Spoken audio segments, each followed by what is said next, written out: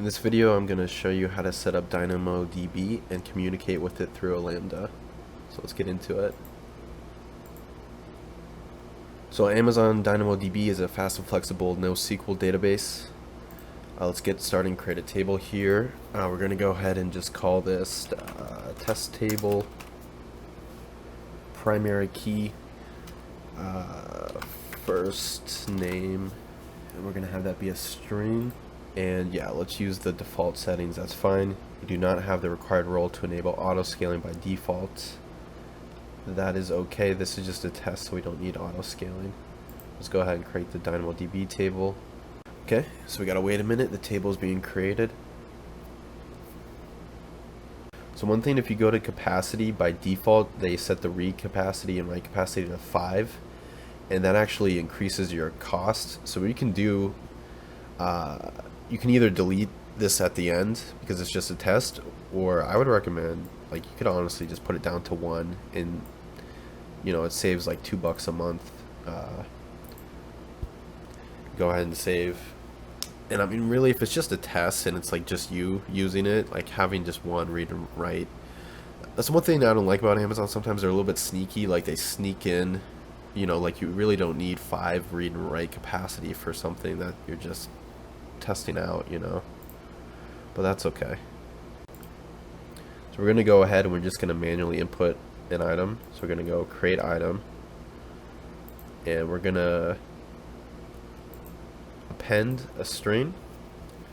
We're going to call this last name, and for first name we're just going to have Bob and then Smith as a last name. We're going to go ahead and save, and we have one field entered, and if you want to go in and edit it, you just go actions, edit, and then you could go in and change it. So that's it. So you have a test table uploaded. What's important here is the region that you're in, so you want to make sure you know what region you're in. So this is US East 1, which is North Virginia. So now we're going to go over to the Lambda side. I have another tutorial where I showed how to hook up a Lambda with API Gateway, so that's what this function is, and I'll link to that down below if you haven't set it up, but it's pretty straightforward. So it's just using Node. And so what we need to do is we need to use the AWS SDK. So we're going to go ahead and use that. And the cool thing with AWS SDK, it's already pre-installed in the Lambda environment, so you don't even need to npm install it.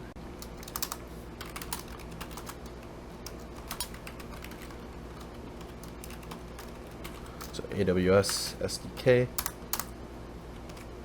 So now you need to set the actual configuration. So it has the right access key, secret access key in the region. So this is US East 1 that we're using, and we'll get the access key and the secret access key in a little bit.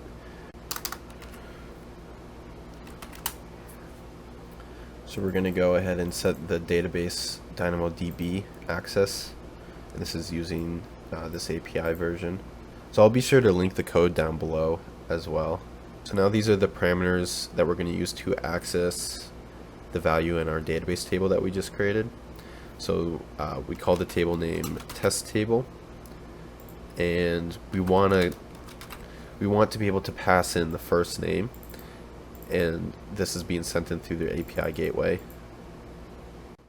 And basically what we're going to do is we're going to allow the user to input the first name, and it's going to return the last name stored in DynamoDB.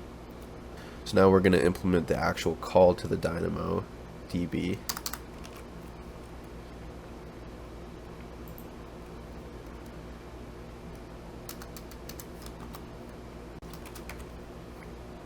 Basically we're just checking to see if there's an error in the database call, so we'll output the error. So basically here we're just going to check to see if the item was returned, and we're just logging the success. And now what we want to do is we want to return the item.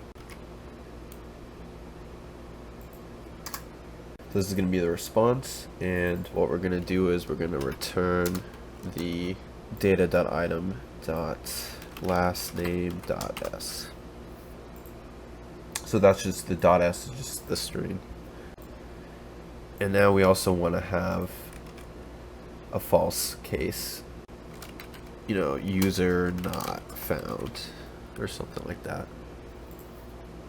And you can change the status code if you want it to be like a, you know, like a 400 or something. You can, but so that should be pretty much it. What we need to do next is we need to get the access key ID and the secret access key.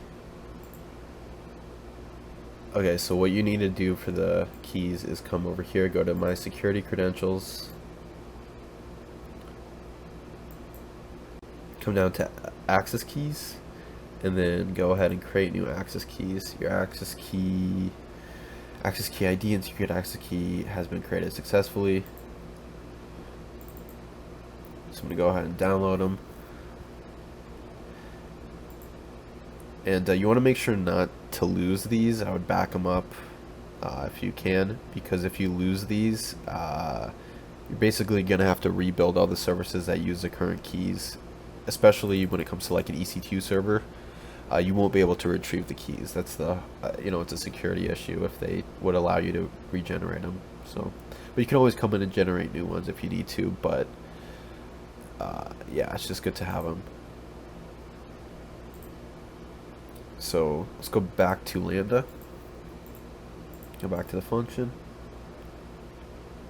What you're going to do is you're going to copy and paste in the keys. So once you have them pasted in, you're going to go ahead and save. Since this is an API gateway, I'm going to go ahead, and I have a tutorial link below to it.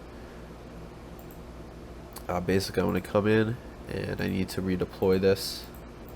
So I'm going to go ahead and redeploy it v1. So name equals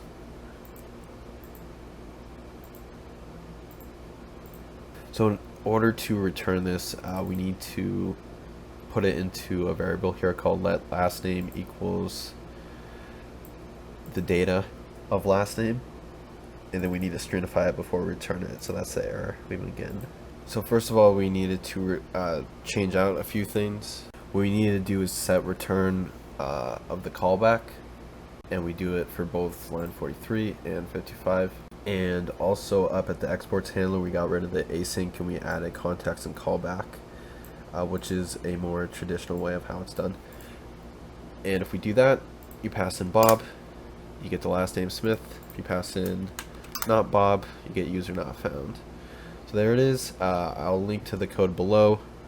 Yeah, if you like this video, give it a thumbs up. If you want more content like this, subscribe for more videos. Thanks for watching. Bye.